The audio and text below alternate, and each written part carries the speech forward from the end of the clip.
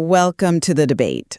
For more than 5 centuries, the narrative surrounding the discovery of America by Christopher Columbus in 1492, it's really served as this fundamental watershed moment in global history, often seen as the definitive hinge point, when the old and new worlds became, inextricably linked. Yet, historical and archaeological evidence is increasingly confirming contact, even settlement, hundreds of years before those famous Iberian voyages. Right, and that brings us to our central question today. Does this mounting evidence regarding confirmed and, frankly, alleged pre-Columbian voyages fundamentally undermine the historical significance of 1492 as the primary marker of America's discovery? And I'll be arguing that despite these earlier verifiable contacts, 1492 is correctly retained as the singular pivotal date. Why? Because it initiated the continuous state-backed exploration, conquest, and eventually the global perception of the continent.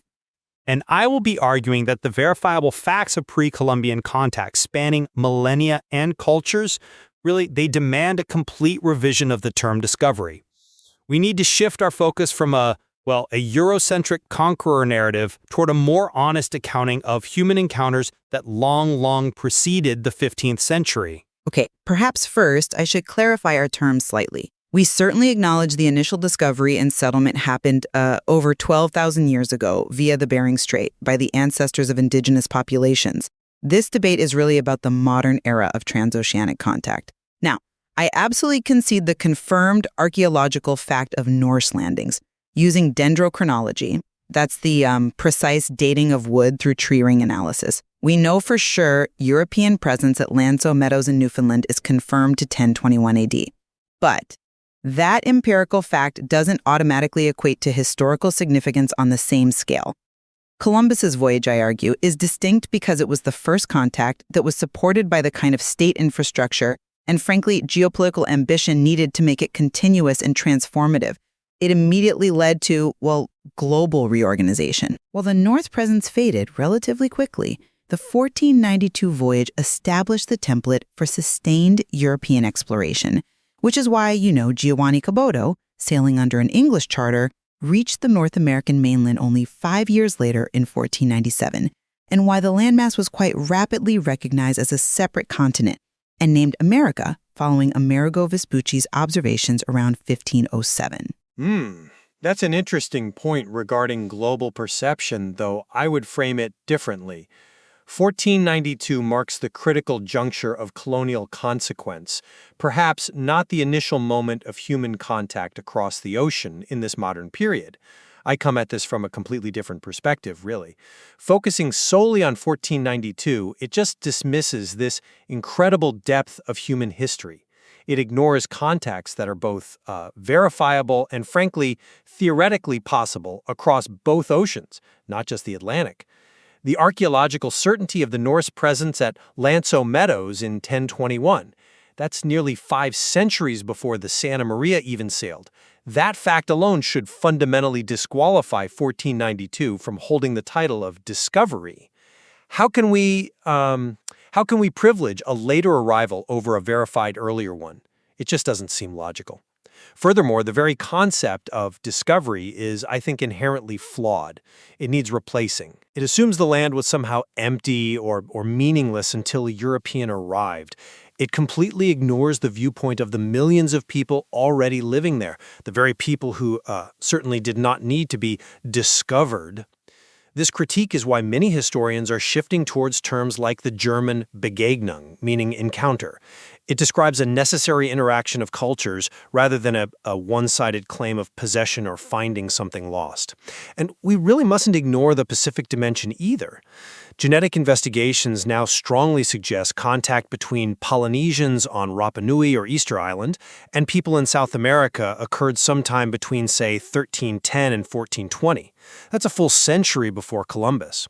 This evidence just reminds us that transoceanic competence wasn't some kind of European monopoly in the late 15th century. Okay, let's ground this in the most certain facts. As you say, Bjarni Haraldson sighted the continent probably around 986.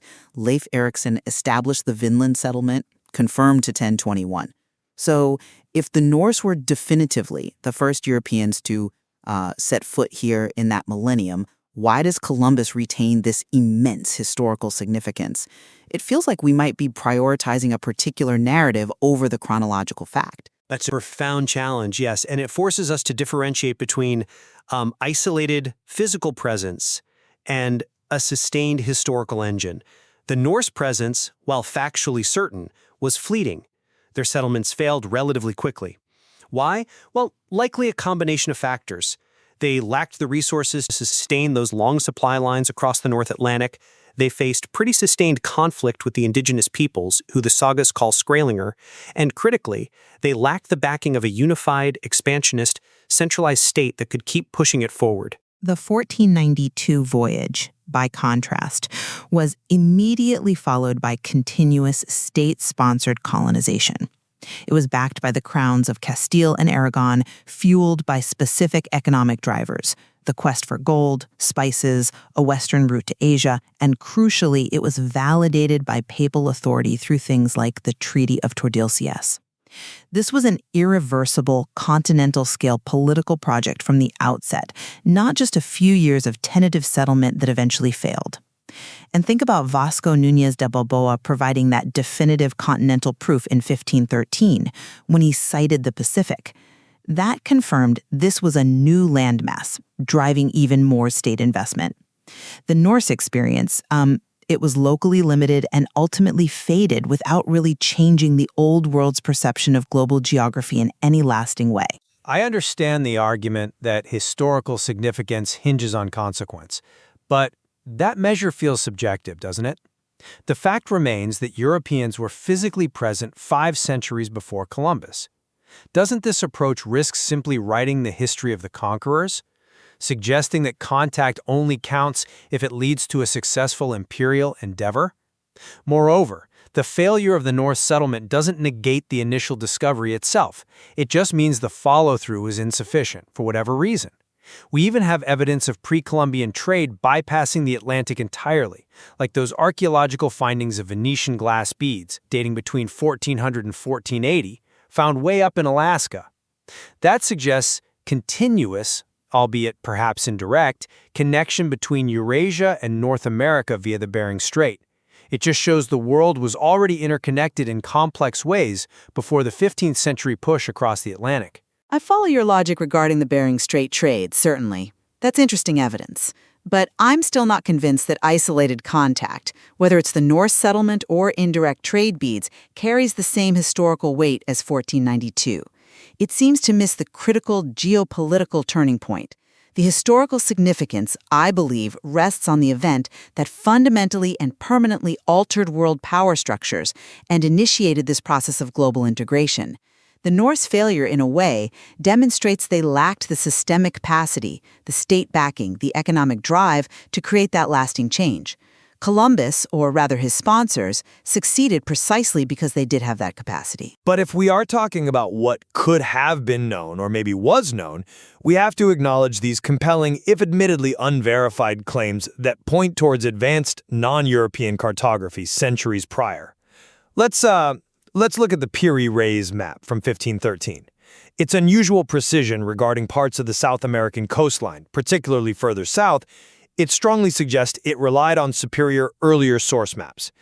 Now, many experts argue that this level of cartographic precision, especially the implied ability to calculate longitude with some accuracy, could perhaps only have been achieved by navigators like advanced Muslim seafarers. They possess superior astronomical and nautical knowledge long before the West fully developed these skills to that level. Now, theories regarding individuals like the Andalusian navigator Chustashusk ibn Said ibn Aswad, who supposedly crossed the Atlantic way back in 889, or the potential voyages supported by Mali's Emperor Abu Bakr II in the early 14th century. Look, these are not verifiable facts in the same way Lanzo Meadows is, but they point to a potentially much richer history of transatlantic capability than the standard Eurocentric narrative allows. The map itself acts as a kind of puzzle piece, maybe suggesting a lost history of connection. I appreciate the scholarly pursuit of alternative origins. I really do. And Arab cartography was certainly advanced, arguably ahead of the West in the medieval period. However, we must stress the vast distinction between plausible hypotheses, however intriguing, and solid, confirmable historical fact. When we anchor the argument in something like the Piri Re'is map, we also have to remember that Piri Re'is himself admitted compiling it from about 20 different sources, some ancient, some possibly legendary. And the map isn't perfect. It contains demonstrable errors, like doubling the Amazon River Delta, for instance. We have to be intellectually rigorous here, embracing claims like, for example, the wildly unsubstantiated hypothesis about a massive Chinese fleet reaching America in 1421, which specialists largely reject as fiction, that just dilutes the focus on what is historically evident. While the map is fascinating, 1492 stands on verifiable political documents, royal charters, diaries, and massive documented economic and social consequences. But dismissing these alternative theories outright just reinforces the simplistic, single-date narrative we're questioning. The enduring possibility of, say, Basque whalers fishing off Newfoundland in the 15th century before Caboto officially claimed it for England, or the fact that the theoretical voyage of the Irish monk St. Brendan was proven physically feasible by Tim Severin's expedition in a leather boat in 1977. These things force historians to consider a continuum of contact. These stories and possibilities demonstrate that the Atlantic was likely crossed repeatedly, maybe successfully, by various parties, European and perhaps non-European, long before Columbus's specific political agenda took hold and made it permanent. Which brings us back, perhaps, to the term itself. I want to defend the concept of discovery in this specific historical context as defining the moment Europe, with its burgeoning expansionist infrastructure, first recognized and critically acted upon the existence of the continent on a large systemic scale. While it is inherently Eurocentric, I absolutely concede that. It defines the moment of the permanent global collision and the beginning of the integration, however brutal, of the American continents into the wider world system. I'm sorry, but I just don't buy that defense. You are defending the use of a term that is formulated exclusively from the perspective of power of the arriving Europeans. When we define history purely by its global consequence, we are essentially only recording the history of the conquerors, aren't we? We really must reject discovery entirely because it renders the indigenous inhabitants passive objects rather than subjects of history. As the linguist Noam Chomsky argued quite forcefully, the phrase discovery of America is quite obviously false. It was an invasion of America. Replacing it with Begegnung or encounter is, I think, necessary for intellectual integrity. It posits that this was a meeting, albeit often a catastrophic one, of cultures, not the finding of an empty waiting land. In closing, I must maintain that 1492 remains the necessary chronological pivot point. While we rigorously acknowledge the certain archaeological fact of the Norse settlement in 1021 and respect the deep antiquity of all preceding human encounters and migrations, the sheer historical magnitude rests on the event that initiated the sustained, irreversible colonial project. The convergence of state funding, advanced naval technology for the time, and clear geopolitical ambition in 1492 provided the systemic capacity to permanently integrate the continents, making it the defining point of global history, for better or worse. And I reiterate the necessity of rejecting the Eurocentric narrative symbolized by 1492.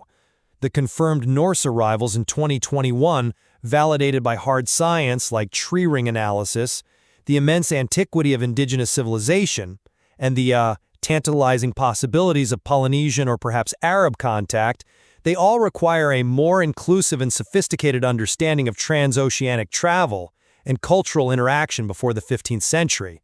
The idea of discovery obscures the fact that America was encountered repeatedly by different peoples over vast stretches of time. 1492 is significant, yes, hugely significant for the massive continuous consequence it initiated, but it must not be allowed to define the whole complex story of human contact across the oceans. It is clear, I think, that the source material, the evidence we have, reveals a history far more complex than that single date of 1492 often suggests. Absolutely.